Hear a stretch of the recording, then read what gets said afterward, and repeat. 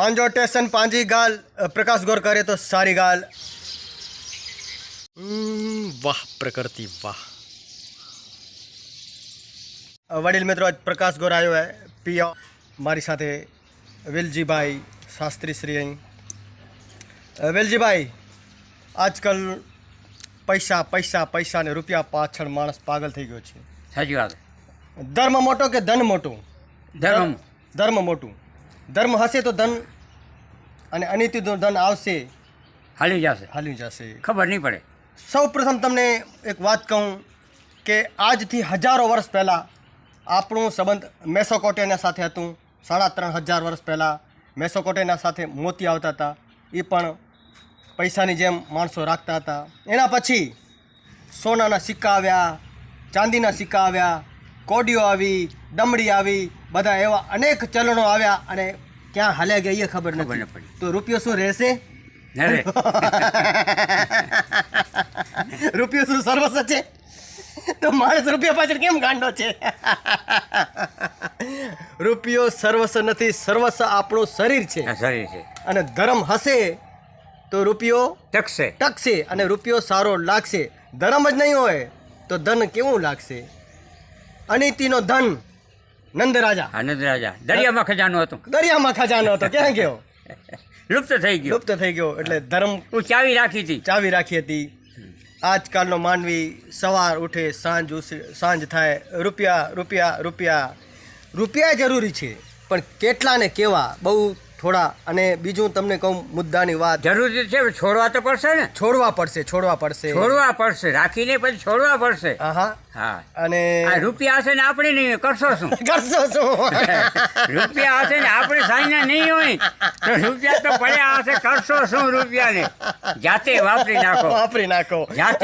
નાખો। બીજી એક મુદ્દાની વાત કહું પટેલ કે આજથી 20-25 વર્ષ પહેલાં મેં ગુજરાત સમાચારમાં એક લેખ વાંચ્યો હતું। એમાં લખેલું હતું કે 21મી સદી માણસ માટે બહુ ખતરનાક છે। માણસો માનસિક બીમારીથી પીડાતા છે, રૂપિયાના ડગલા પડ્યા છે, રૂપિયા ઉપર તમે સૂતા હશો પણ મનની શાંતિ ગુમાવી નાખશે। અત્યારે શરૂઆત થઈ ગઈ છે। માણસ પાગલની જેમ રૂપિયા પાછળ ભાગે છે। રૂપિયા જરૂરી છે। બીજી વાત કહું કે માણસને એક તમને વાત કહું કે જે કુદરતી છે કામ, એ કામ આપણા મગજમાં હોય ને, એક વખત માણસ સંભોગ કરી નાખે ને તો એ બીજી વાર પણ કામ શરીરમાં આવી શકે અને કામ કરી શકે, કામથી સંતુષ્ટ થઈ શકે। પણ કાયા કરશે જેદી વાંધો તેદી શરીરમાં નહીં આવે તારો સાંધો। કાયા કરશે જેદી વાંધો અંત સવારે જેદી આવશે ટાણા તેદી કામ નહીં આવે તારા નાણા। ઉતરશે નહીં પાણી મુખથી બોલાશે નહીં વાણી, ગળે ઉતરશે નહીં પાણી। તો આ એક જે પૈસો છે એ તો એક કૃત્રિમ છે, માણસે બનાવે છે। એના પાછળ આપણે આટલા પાગલ થશું અને એ મગજમાં રાખશો।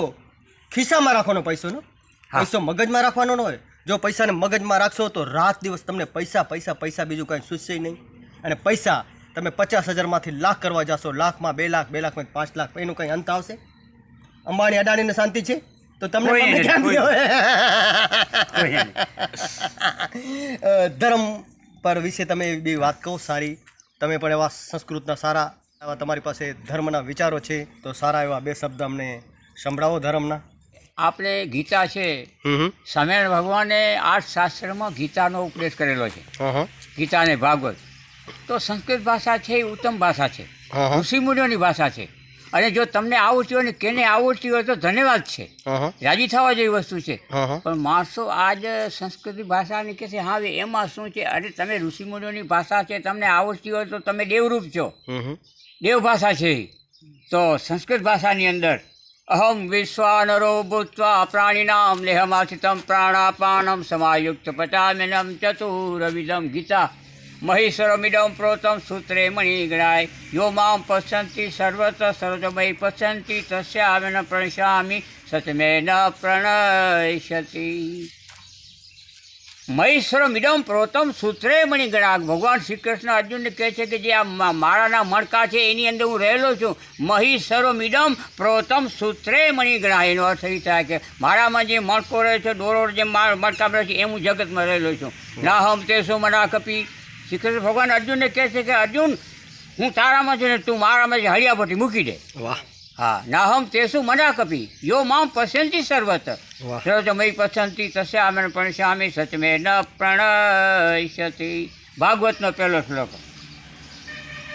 નિગમ કલ્પતરો ગલિતમ ફલમ સુખમુખાદવ્રત દર્વમ સંયુક્ત પીબત ભાગવતમ રસમાલય મુહુરહો રસિકા ભૂવિ ભાવુકા. અસિતગિરિસમ ખ્યાતમ કજલમ સિંધુ પાત્ર સુર તરુવર શાખા લેખિની પત્ર ભુર્વો લિખતી યદિ ગૃહીત્વા શારદા સર્વકાલમ તદપી તવ ગુણાનામીશ પારમ નયાતિ. વાહ. વેલજીભાઈ, એક બીજી મુદ્દાની વાત કહું. શકુની હા. જે સ્થળથી આવેલો હતો કંદહાર, આજનો કંદહાર, પહેલાંનો ગાંધાર, હા. ત્યાંથી આવેલો શકુની રોજ દુર્યોધનને થોડું સુતીમાં ઝેર નફરતનો આપતો હતો. હા. એ જ સામે કૃષ્ણ હતા. હા. એ કૃષ્ણ અર્જુનને શું આપતા હતા? ધર્મનો ઉપદેશ. ઉપદેશ. હા. કેટલો ફરક પડ્યો. હા. સર્વનાશ કોનો થયો? આજનો માનવી ભારતમાં નથી એકલો રહી શકતો, નથી પરિવાર સાથે વેસ્ટર્ન કલ્ચર અપનાવી રહ્યો છે. એ સુખી થશે? ન થાય. એકલો માણસ રહી શકે? સિંહોના ટોળા હોય છે. અરે સળગે છે બધું, જ્યાં જોઈએ હળગ્યા જ કરે છે, ધુમાડા જ નીકળે છે. ધુવાડા જ નીકળે છે. બીજું કાંઈ નથી. બીજું કાંઈ નથી.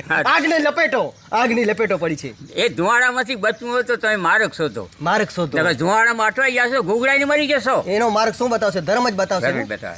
અને ધર્મ એક તમને શ્રદ્ધા છે. કવિ. ચાહે હિન્દુ ધર્મ હોય, ચાહે ઇસ્લામ ધર્મ હોય, ચાહે ક્રિશ્ચન ધર્મ હોય, એમાં બધામાં અમન અને શાંતિ કીધું હા, છે. હા. તો એ ધર્મ જ તમને શાંતિ આપે છે.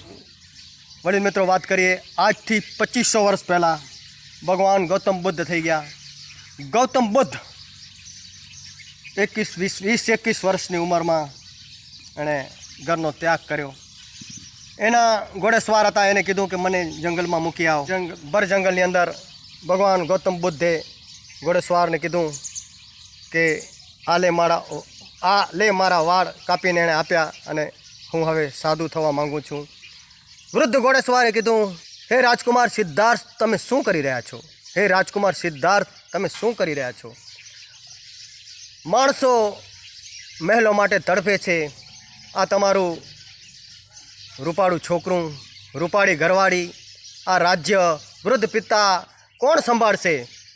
ત્યારે ગૌતમ બુદ્ધે કીધું કે આ મહેલોમાં મને આગના લપેટા દેખાય છે, આગના તણખલા ઉડે છે અને એ આગ તણખલા સિવાય કાંઈ જ નથી.